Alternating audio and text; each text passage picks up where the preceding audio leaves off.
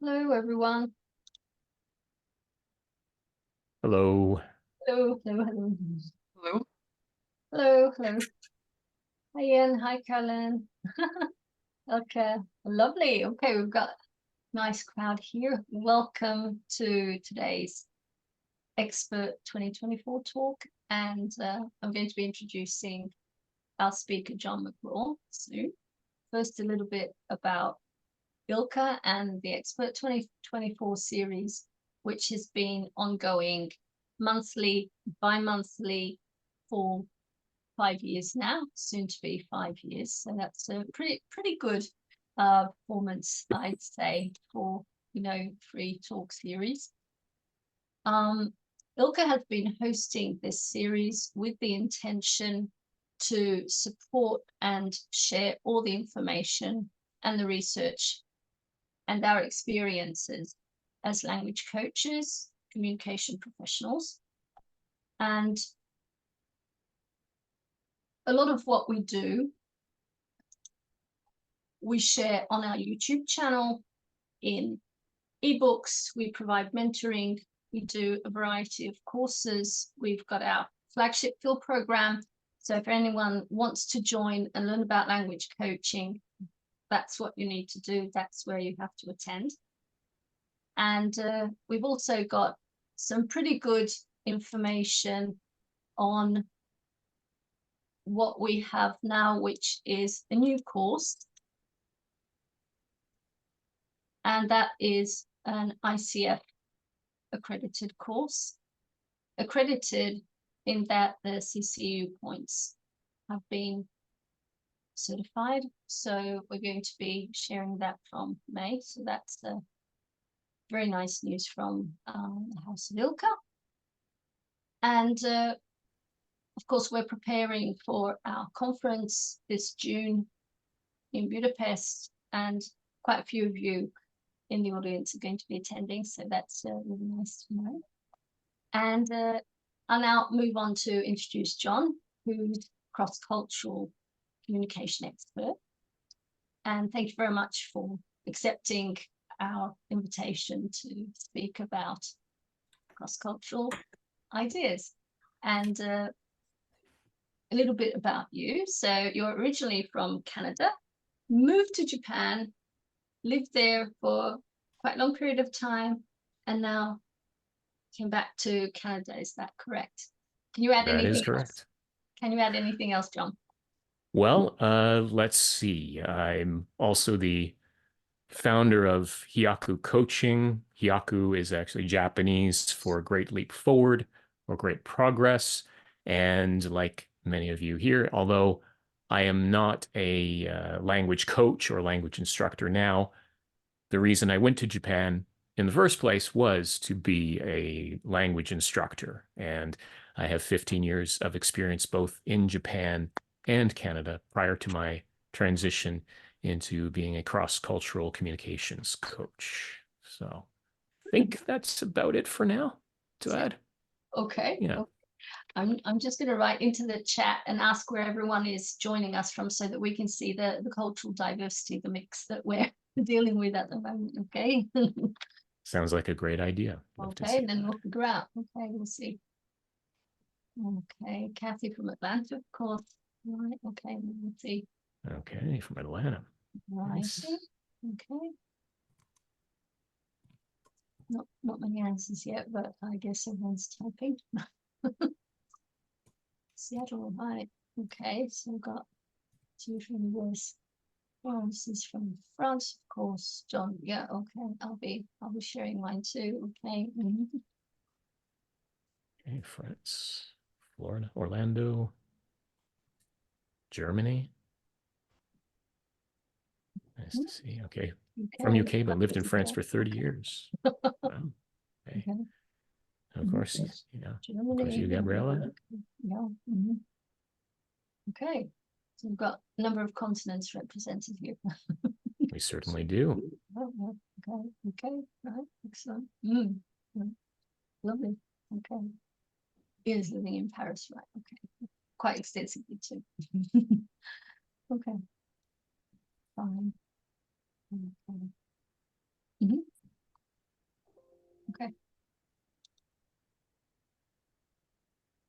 All right. Quite a mixture. Yeah, indeed. I love seeing that. But nobody else from Japan. No, Oh, apparently good. not. It is about 2 a.m. there, so I don't know if anyone, at least who's from Japan, who's actually in Japan, would be joining in today. Okay, probably listening to the recording. Most likely. Hello, everyone watching the recording as well. Yes, hello. Hello, I hope you enjoy it. Give us some feedback, right? Okay, let's move on then. All right, then. So, all right, Gabriella, well, thank you very much for the introduction. And I've already given, well, a little bit extra about myself. And as I did mention, the reason that I originally went, oh, and I should also, of course, state that the title of this talk is Bridging the Gap, the Impact of Culture on Coaching, and specifically focusing on language coaching, of course, but I think a lot of what we're talking about here can be applied to other types of coaching as well. So as I mentioned, I did spend several years in Japan, which is where I got started as a language instructor, as I'm sure all of you, many of you have the experience if English happens to be your first language, that you probably started teaching English overseas somewhere else. Uh, so that was also my experience as well.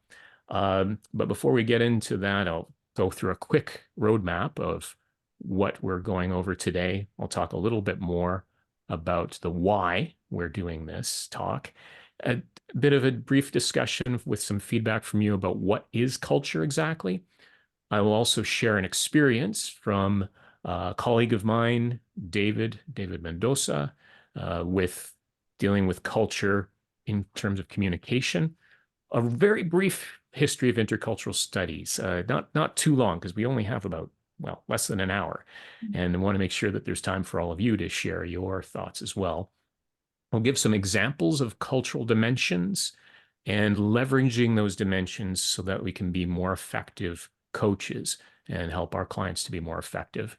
There will be, of course, time for some questions and a little bit of wrap up.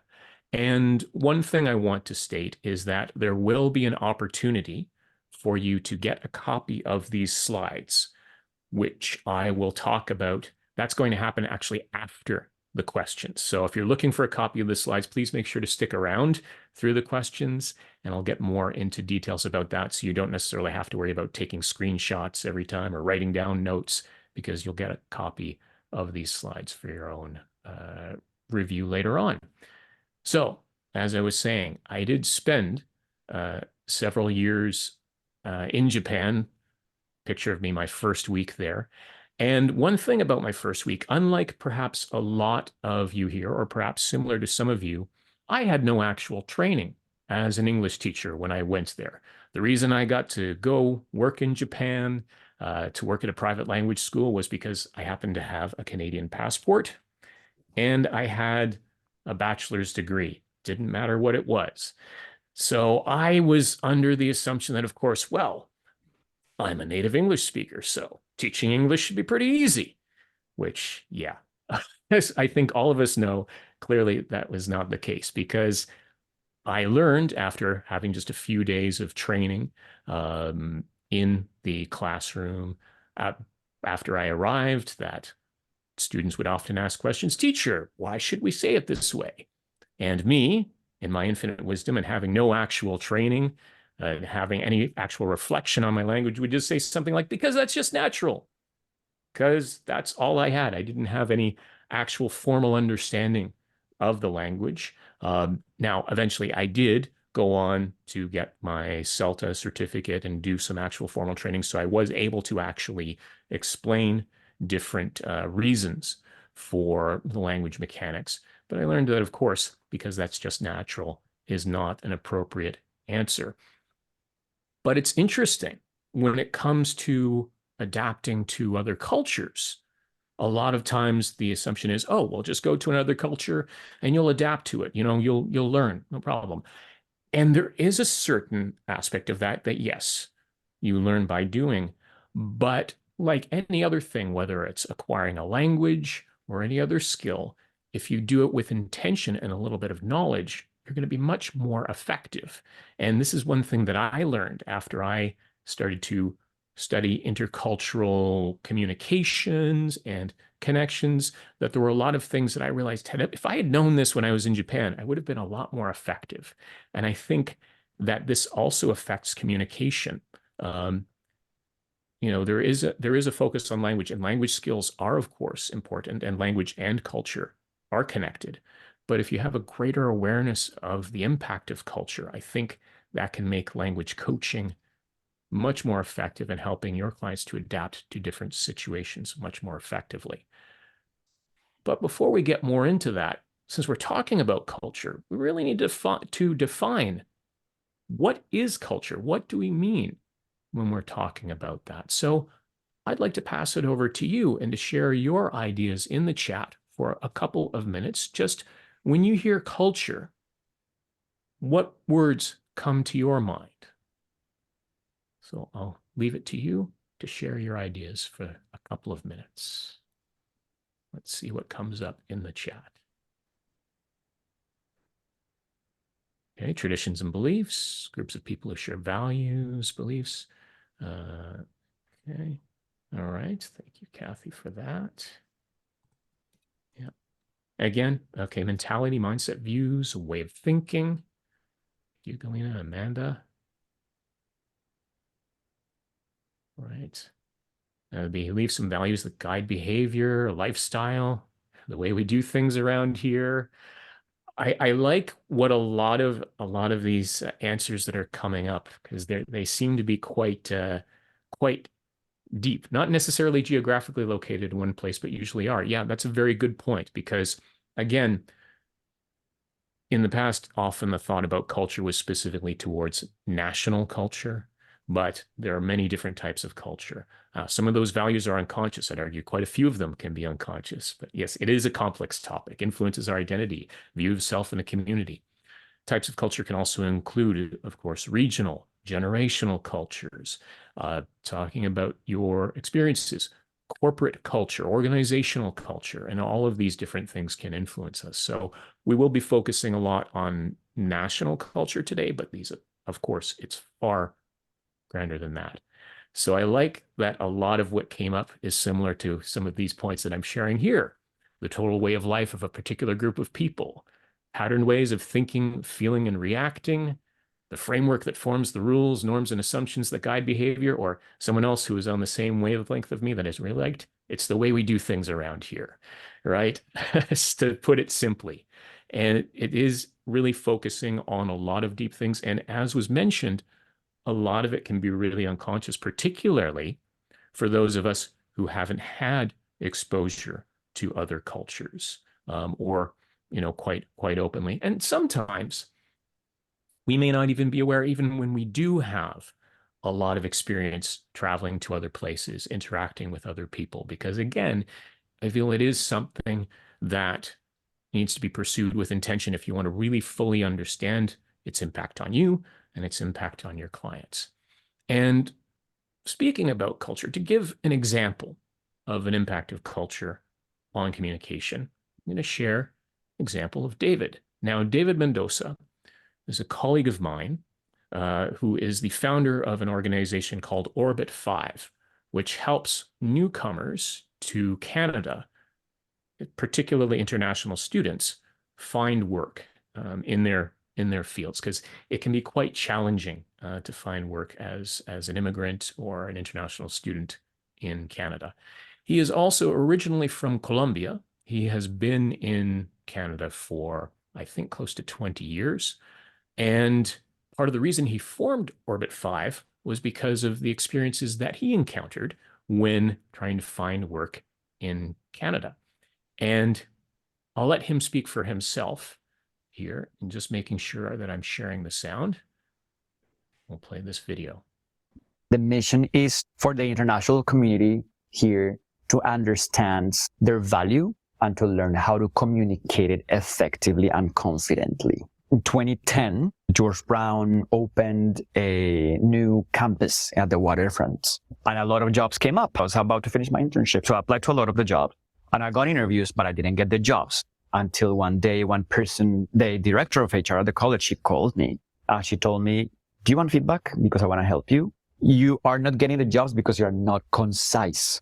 So then my pride was that one of the things, the 3 or 4 things that I brought with me to this country was the language.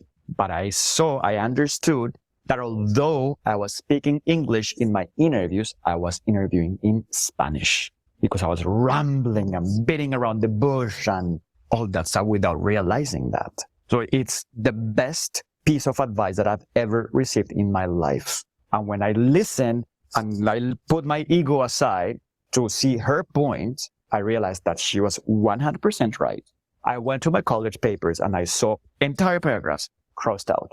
You don't need it. You don't need this. And I like, wow, yeah, I don't. It makes sense that they can convey their value and get the attention of people who need them to solve problems in their companies. Incidentally, that was a clip from a podcast that I had been running for about a year or so called Intercultural Insiders. So David, it was an interesting comment. He said, I was interviewing in English, but I was thinking in Spanish.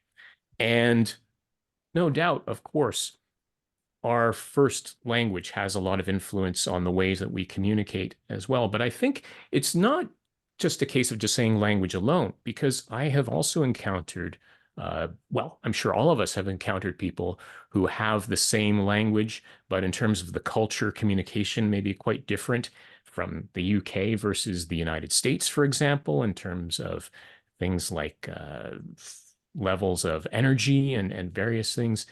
And there can be a lot of misunderstandings there as well. So I think it's not just language, but it's an impact of culture. And we'll get a little bit more into that. And I think that's really also what was happening here with David in his example. We'll get more into that. But as I mentioned earlier, I wanted to talk a little bit about a very brief study of intercultural studies, which really, compared to a lot of other fields, it hasn't been really around for a long time. A lot of the actual studies of intercultural communication has really been happening just since the mid 20th century, starting off with Edward T. Hall, who brought forth the ideas of high context and low context communication. The idea of not having to say something because it's implicit, being high context versus low context, having to state everything very explicitly, and also connecting time with communication.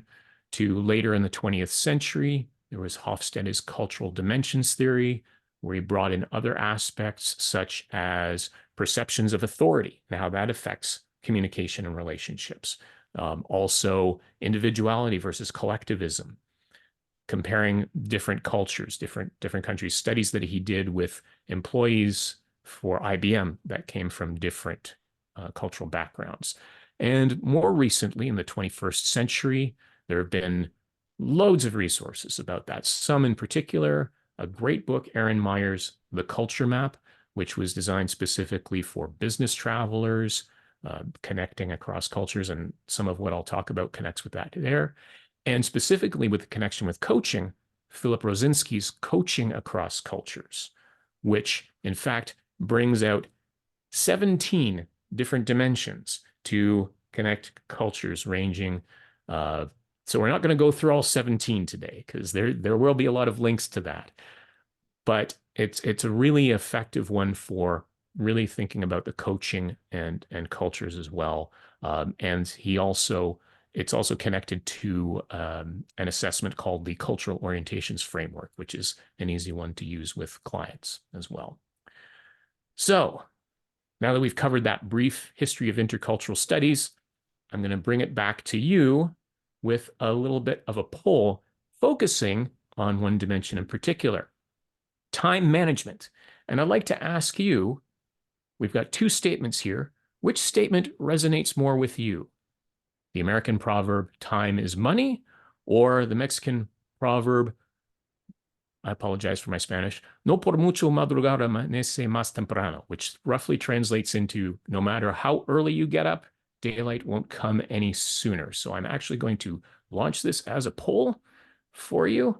So let me know if you should see that. And yeah, so you should be able to see that. And I'd like you to answer that there. If your answer is neither, you can just leave it blank. But it'd be interesting to see. So just let me know if you can see the poll right now. Give me a thumbs up if you see it, because I don't actually see it on my screen yet. Okay, here we go. Now I see it.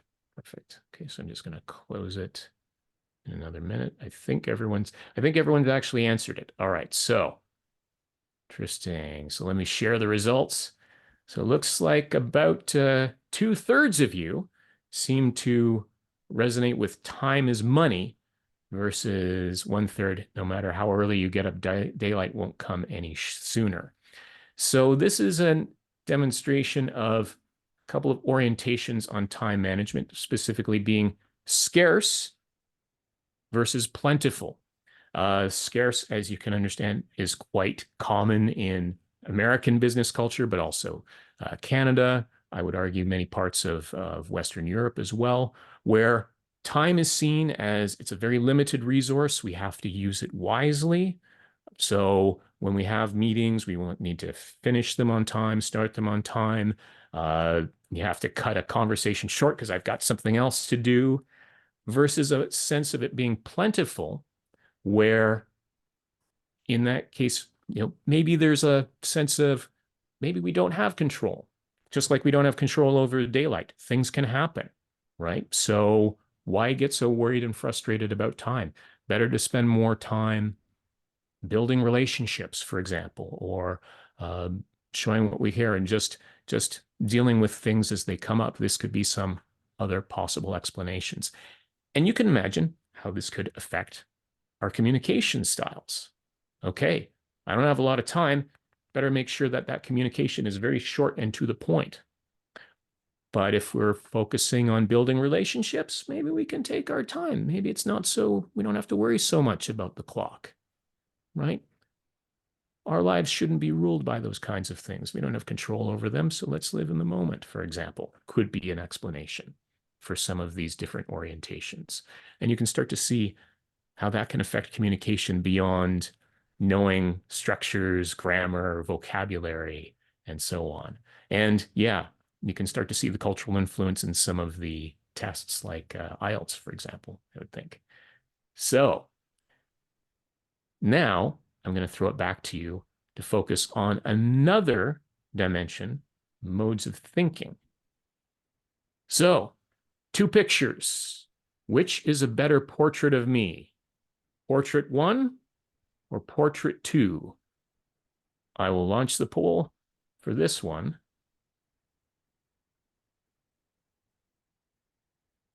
Right now.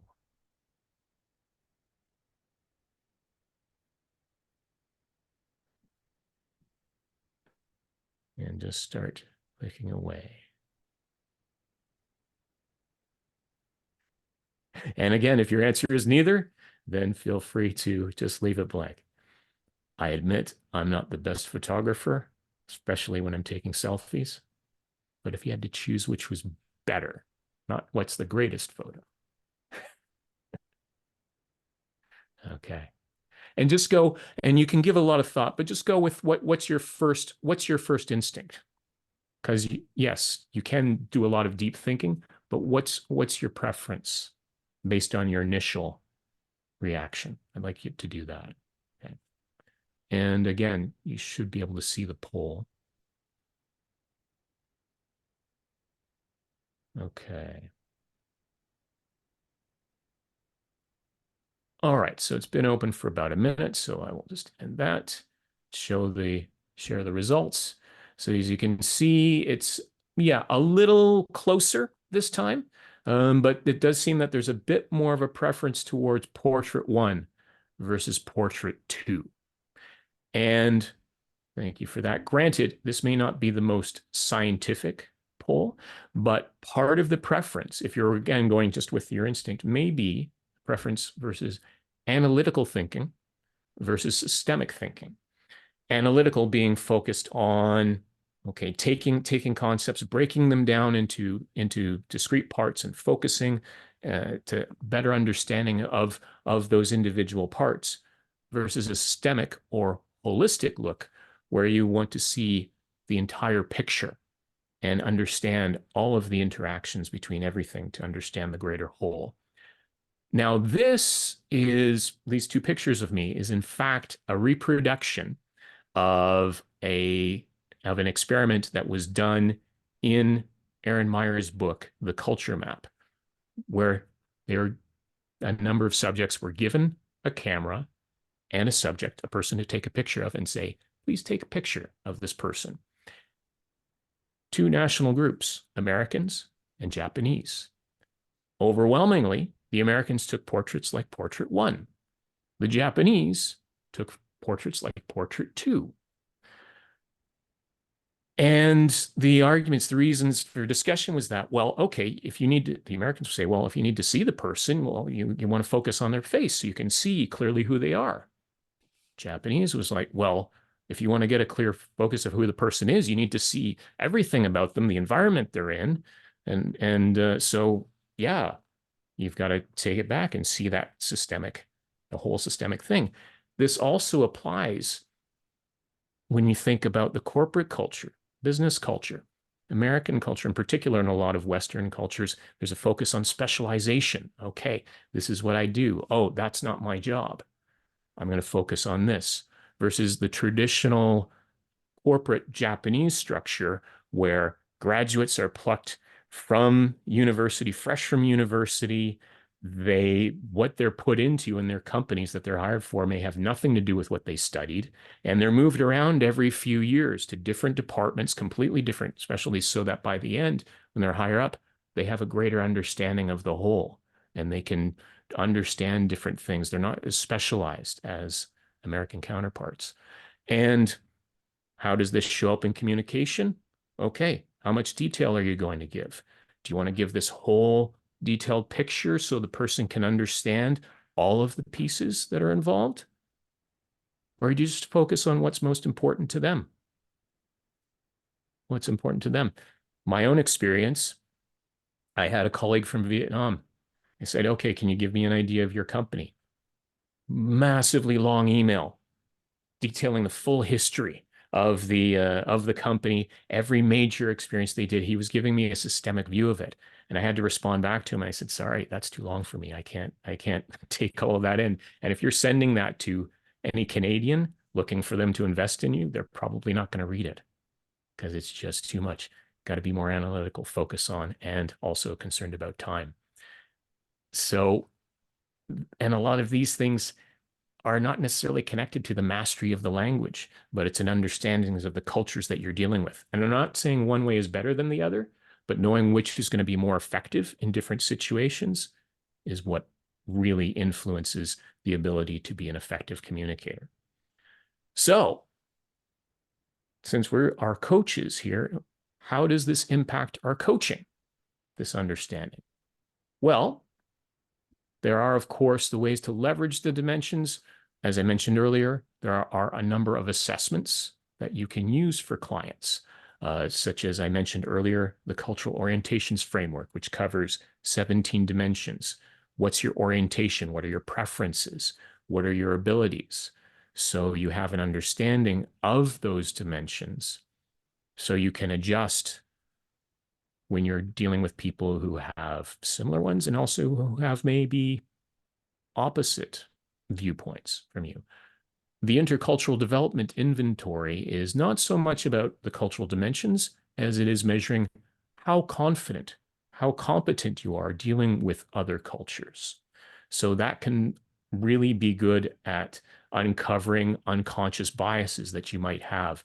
The idea that one particular way is better, whether it's your own culture or also you think that another culture is better unconsciously, or do you actually recognize there are similarities and differences, except that it's not a question of what's better or what's worse, and you can leverage and adapt to different situations, not only for your clients, but for yourself.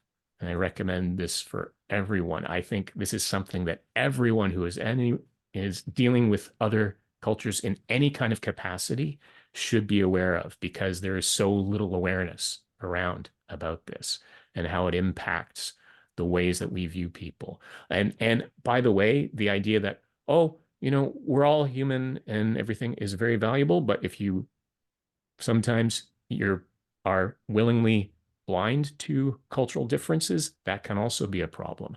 It's more important to be able to recognize similarities and differences without judgment, rather than saying, oh, we're all the same, because that's obviously leads to a lot of complications if you assume everyone is the same. Also, that allows you to, now as coaches, of course, we are asking questions to our clients to help them reach their own ideas, their own conclusions. But in some cases, if your clients are from maybe a culture which has a lot more power distance and there's a sense of authority, and they tend to look at, okay, you're the authority, can you tell me what to do?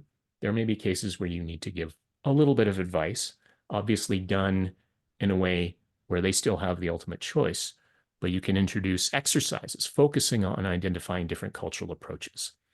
And I think that having the understanding of what the cultures are important, what's important in each culture, means you can do it with intention. So rather than just teaching, okay, 20 different exercises, this is what you do in an interview, this is what you do here, there's an underlying whole where it's all connected. Okay, so this culture values time.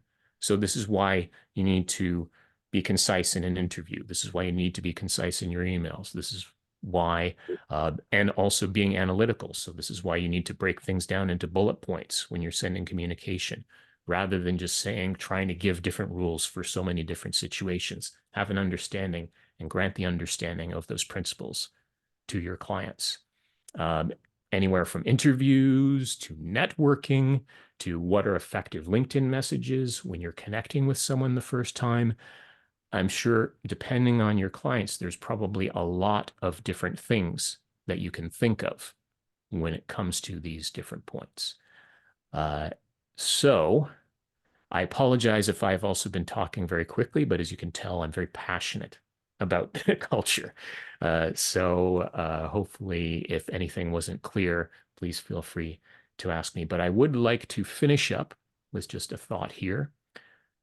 So you want to avoid, just as you would with language instruction or language coaching, just saying, oh, because it's just natural as an explanation. It's better to use something when you're talking about culture. Okay, so why should I be concise in an interview? Well, our culture, work culture treats time as scarce, so we like to focus on specific relevant points and keep communication brief.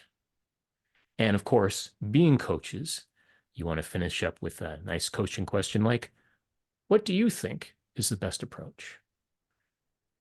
And with that, I think I'd like to leave it with some questions. And I'm also seeing a lot of great comments as well to additional resources as well, which is fantastic. So yeah, so at this point, I would encourage you to virtually raise your hands or unmute yourselves, because I've been doing a lot of talking for the past half hour or so. So please feel free.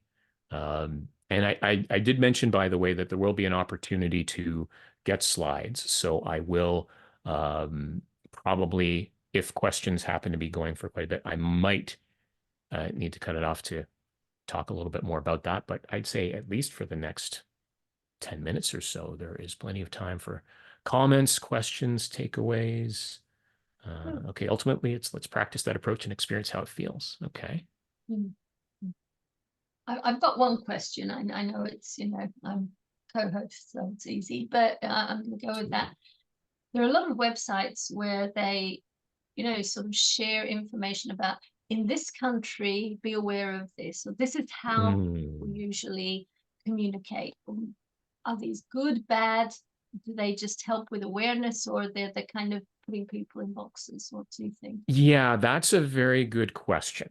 And one thing that I should stress, and probably I should have stressed this at the beginning, and I will stress that now, is that all of these things, when I'm talking about culture, and particularly when we're talking about different national cultures or any types of cultures, is that we're talking, yes, there are generalizations, but we want to avoid stereotypes. Mm. I would say that the most important thing is when you're in a situation is not to say, oh, okay, so this person is from Japan, so that means they're going to be this, that means they're going to be reserved, they're going to do this. Because, well, most importantly, what you want to do, like anything, like any coach, as all coaches we've learned, is listen, pay attention, what's going on, observe, right? That's the most important skill that you can have with that. That being said, when you have an awareness of these different influences of culture and cultural dimensions, that might be able to give you a little more information if there is something you don't understand. Oh, okay, why are they doing that? This could be a possible reason for that. And I also think it also raises your own awareness about, okay, what are my own cultural biases? And certainly, I think we do have an awareness of that from living in other cultures. I had some awareness of that, of course, from living in Japan. But once I started to really go through these resources and take a course on intercultural training and do that, then it kind of explained, oh, okay, yeah, that's that now, okay, that explains that. And I kind of observed that before, but now I have a better understanding of that, right? That's really what it came down to. So when it comes to those websites that are saying, okay, do this, don't do that, I would say, okay, maybe take a look at it, consider, but go to other sources, right? Of course, the best source, if you have other people from those that you know from those cultures that you can consult with, talk to them. Take a look at some of the other knowledgeable interculturalists, people like Robert Gibson, as I mentioned, Aaron Meyer, Philip Rosinski. Compare those so it's, so that you're making sure it's not a case of, oh, this person is just writing about their biases, and they might be writing about it in a judgmental way as well, right? It's not a question of, oh, this is better or this is better. It's just there are similarities and there are differences. And don't just focus on differences as well, because there can be similarities too, which can sometimes be used to help overcome certain gaps. So I don't know if that answers your question, Gabriella. Yeah. I think it's this thing of not accepting what you read and trying to figure it out for yourself. But right. it just could be, a starting point or a springboard for, what's Of next. course. Ultimately, as coaches, our goal is not to dictate to our clients, okay, you should do this, of course. But using these assessments, as you said, it's a starting point. Oh, here's some things to think about. What do you feel? How do you feel about that? What do you think? What do you think is the best course of action? So it's just like any other assessments that are out there that we use, in executive coaching, for example. Things like the DISC test or something. This is just more focused on culture. Yeah. I'd be very curious if there's anyone who'd like to raise their hands, if there's any thought or idea that has come up for you during this conversation. Yeah, and if it's a case of maybe you disagree or something, you feel strongly about something, please feel free to share that too. Okay, I see. Go ahead. That's Elke, I think, if I've pronounced your name correctly. Elke. Yeah. Okay. Yeah. So originally from Austria, so German name. So actually, I just wanted to add something, Gabriella, to your question about how trustworthy are these articles that describe cultures. I think they can raise awareness, they can help raise awareness, but it's again, I think, a question of what is the language of these articles. And to me, there's always, I like to look at, is it a language of absoluteness or language of tendency? And I think as soon as we have language of tendency, I think to me these articles become more trustworthy, right? If you say, okay, people tend to do this, or this is something that's likely to happen, versus, I don't know, all Americans are and all Canadians are. So that's a little bit something to add to that, maybe. I agree 100%. Elke, yes.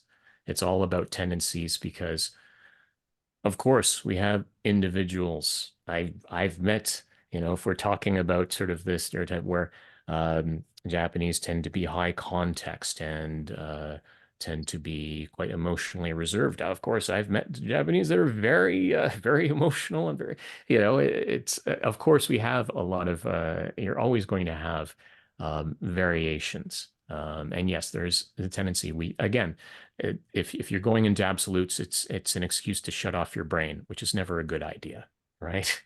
It's never meant to be, and definitely consider the language that's being used. I think that's an excellent tip. Thank you. Thank you. I'm looking around, is there anyone else? Yeah, we're getting some Okay, comment. very good point by Carolyn as well. It's also contextual and different identities surface according to the context. That is very true. Yes. How you are with your family or with your friends versus how you are in a corporate environment could be very, very different. Good.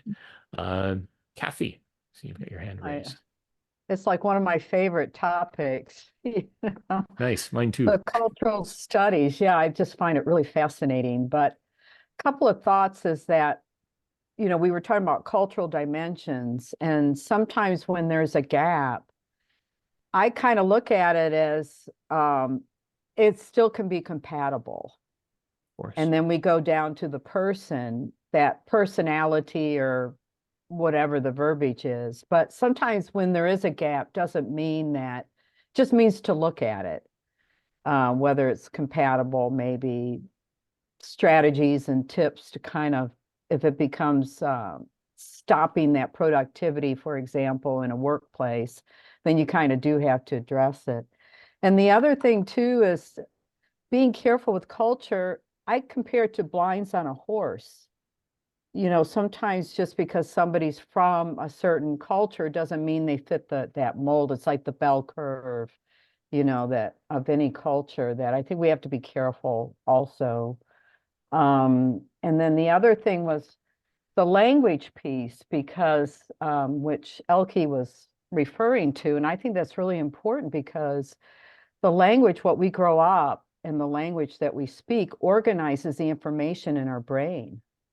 And so we've got gray matter, everything, when we talk about socialization, we start out in life, socialization at the family, neighborhood, and, it's kind of the way that we organize our information. And so sometimes, like example, more Anglo-Saxon would be straightforward from A to B, and maybe Latin, like I think his name was David, the video that you had, the way that he was talking, I kind of call it like a lightning bolt. They're off the topic, on the topic, and they come back. So a lot of times that influences the communication as well. So thank you. Absolutely. Absolutely. I would, thank you. And I would say, yes, language, of course, there's no question that language influences how we communicate. I would just argue it's not the only thing. Because going with your example of English, if we're talking about high context versus low context, I would argue that, and a number of studies have shown that the tendency in the UK, for example, tends to be more, even though it's lower context compared to many non-English speaking cultures, it is more high context compared to, say, American culture. So there is a difference there where there's a tendency to be a little more reserved and explains things like some of the humor and sarcasm that's not necessarily as low context, for example, and also differences on authority. That's, for example, many Indians who learn English from a very young age, where basically they can speak it as a first language, and yet their differences, their feelings on authority, are very different, right? Because of the structure there. So I do agree, language does have an influence, but I would say it's not the only influence, right? But yeah, excellent points that you mentioned, Kathy, about all those things, and I definitely agree. As we said before, tendencies, not absolutes, for sure. I think that there's also this issue, especially in workplaces, right, when there's a lot of frustration and stress, which perhaps people working for one organization, having a meeting with people from another organization, another culture, and everything seemingly is working out. And then the next day, the next email exchange, the next meeting, and then, shock, horror, something's really not okay. And it's not necessarily a communication fault. It's just things are done in a different way. And I think this is where a coach's work can be very, very valuable for organizations, because you can work through these things. You can have conversations with your clients around, okay, so you're going to be training a group of Indian IT experts. So what's going to happen there? What do you expect? So I think looking at your own personal biases and what you already understand regarding the context, etc., can be very important. And having very awareness raising questions to bring into the conversation. I think that's the coach's job. But you yourself have to be aware of what kind of issues might come up on this topic, right? So that's where you have to, I'm going to do this too. That's where you have to do your reading, right? So you've got to have the books, and you have to understand, what sort of questions you could be asking. And I'm asking everyone here, so if you've ever been in this sort of situation, and how you responded, how you worked as a coach. Yeah. This is a pretty long question, but yeah. Yeah. Anyone share any case studies or just ideas? I don't know. I had one that, in fact, it was just the other day, and it was a cultural training. And I said, how do you self-identify? Because the family I have, they were quite global. One was from Belarus, the other was from Turkey, and they raised their child in an English-speaking school in Turkey, and now they're here. And so I asked the lady from, how does she self-identify? Belarus. I mean, she had to really think about it. Mm. And I think I noticed Carolyn's comment in the chat, which is very, very important, is also that identity piece. And especially if they're global or they're coming in from several languages and cultures, exposure growing up in the home, that it is very interesting in that part. The identity piece is pretty strong. Yeah. Mm. Yeah. And I think that that's something that even those of us who have experiences living and working in other cultures, even working with people from other cultures, that also informs our identities as well. Mm-hmm. Certainly. Yeah. There's a lot of great points. And I think drawing, again, what you said earlier, Gabriella, about two corporations. There's a great example. They could even be in the same country, but they have different organizational cultures and different ways of doing things. And actually, one of the things that if you go to Coaching Across Cultures, Philip Rosinski specifically brings up, a merger of two companies, and they had different corporate cultures, and how that influenced things as well. And another thing, Kathy, where you mentioned, the gaps where there's a difference, it's not necessarily a problem. And in fact, if you can, there's a lot of talk about being able to leverage those differences, right? Or helping the clients to raise awareness around possibly ways that they can consider, okay, well, how can we use that as an advantage? Because having all sorts of people who think the same way isn't necessarily a good thing either, right?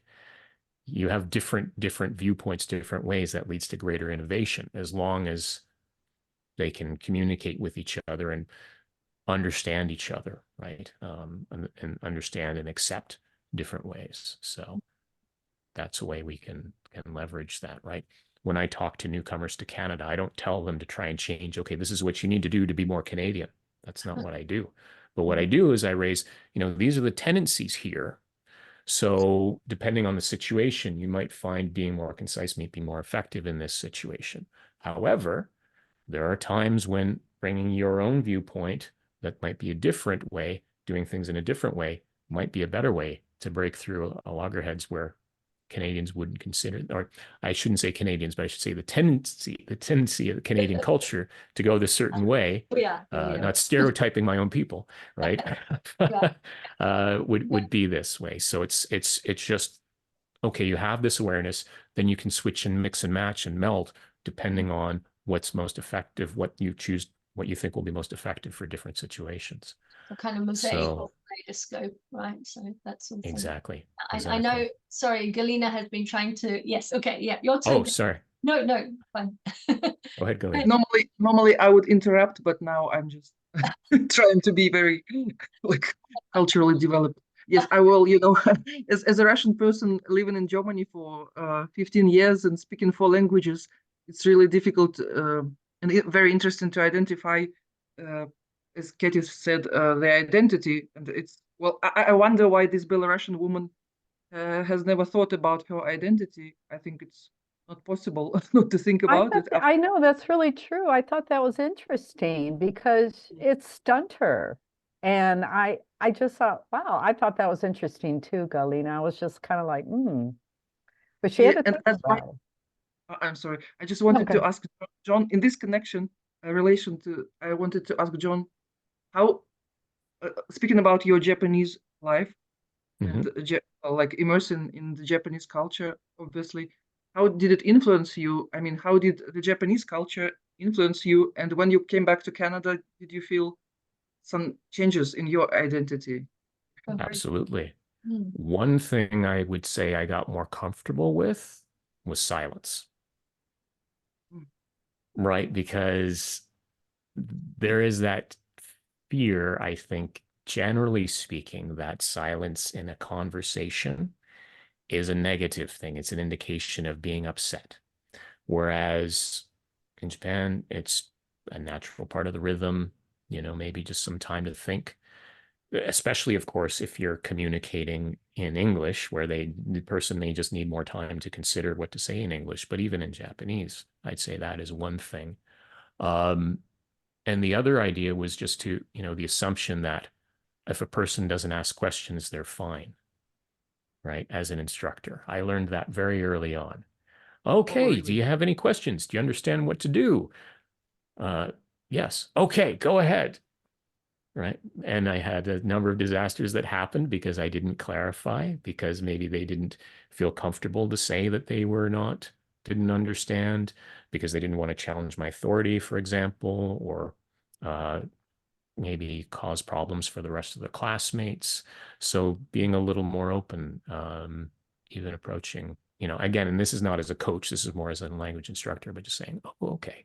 So if you know what to do, please explain to me what you're going as a class, please explain to me what you're going to do, or asking a number of closed questions. Okay, so are you going to do this? Are you going to do that?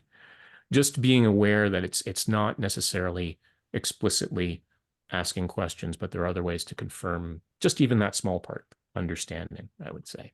And of course, there are many other, I could go on and on about different effects, but that's one example I can think of. Okay, so we've got about 5 minutes left, and I did mention that there would be an opportunity for you to get copies of the slides. So with that said, I'm going to share. I'd like to get your feedback on how you felt about this talk, as a kind of a way of saying if you felt that this was useful for you, or stimulating in any way.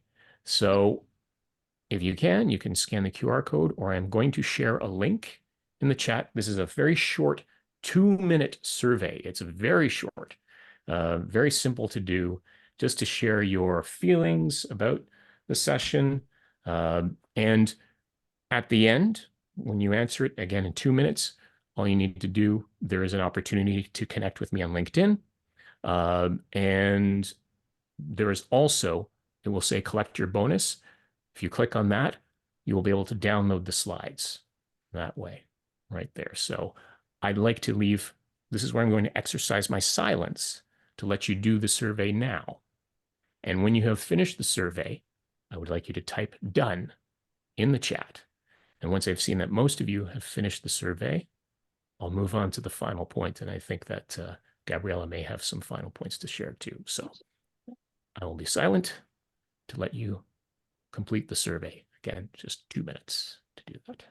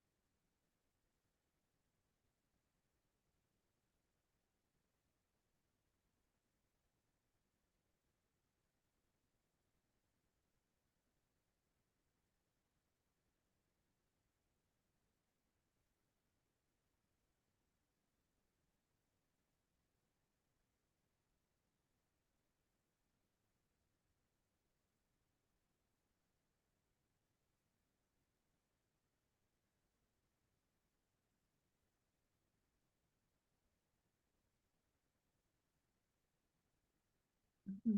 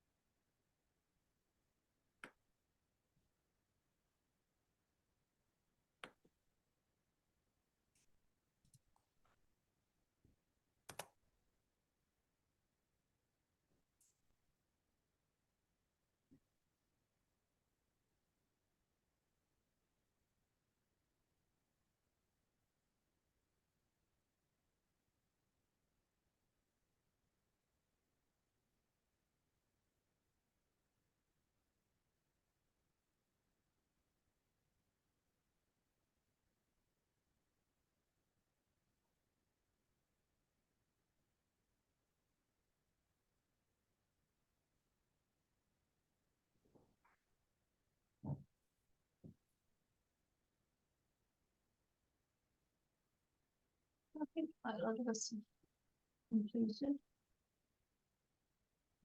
Yeah, looks like most people are done. I'll just I'm assuming most everyone's working on that.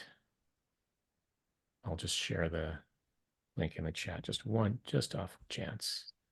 And while others may be finishing, I'll just move on to the last point, which was to share some other resources, which again, if you've downloaded the slides by clicking the bonus, you'll already have these links. But as I mentioned, the Culture Map by Erin Meyer, Bridge the Culture Gaps by Robert Gibson.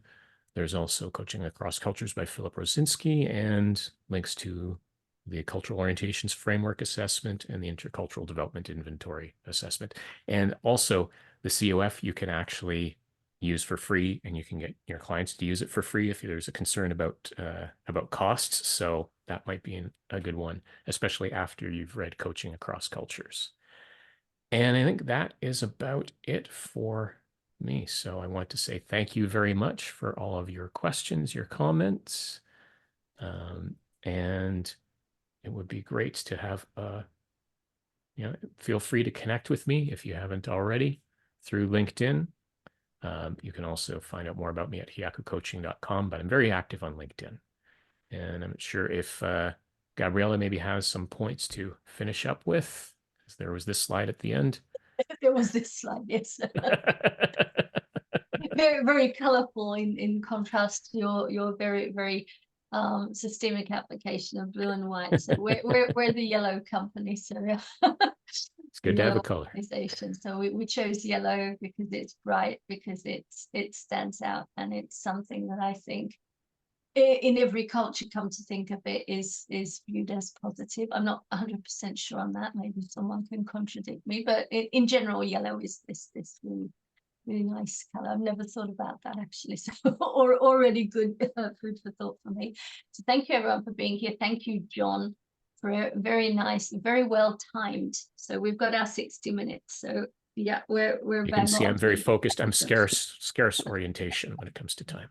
So thank you very much for that, for being mindful of the time for everyone, and for giving us this very nice talk through of a number of aspects of culture that we don't perhaps think about when we're communicating as coaches or as language trainers, communication trainers. And it's just good to go through them, and we've got a few new resources that we can check out, which is always great to look at.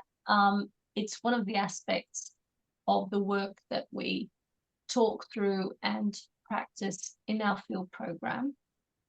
So that's definitely, Ian, I know you have to go. Goodbye. Thank you for being here. So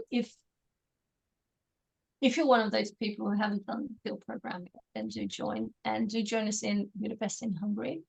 I don't know, John, whether you're going to be flying over or not. not sure, but it's an idea. We'll be looking at a lot of different aspects of communication and language coaching. Join us on Instagram. Check out our website. Subscribe to our YouTube channel, which is there. This talk is going to go up to our YouTube channel. So thank you very much for being here. And looking forward, we've got great talks lined up for March, this was today, for April, for May, and then in the autumn we usually have a summer break. So thank you very much everyone for being here, for being very collaborative, bringing up some great ideas, new questions, and see you next month or wherever we might be at the conference, etc. And John, thank you again for being here, for bringing your insights, your ideas, and hopefully we'll be seeing you at some point. I don't know when, where, but we'll see. Looking forward somewhere along the road for sure. Somewhere along the Thank road. you very much. Thank you very much, Gabriella, and Thank thank you you very much. everyone Thank for you. participating and great questions and comments. I really enjoyed hearing everyone. Thank you so much. Thank you. Bye. Bye.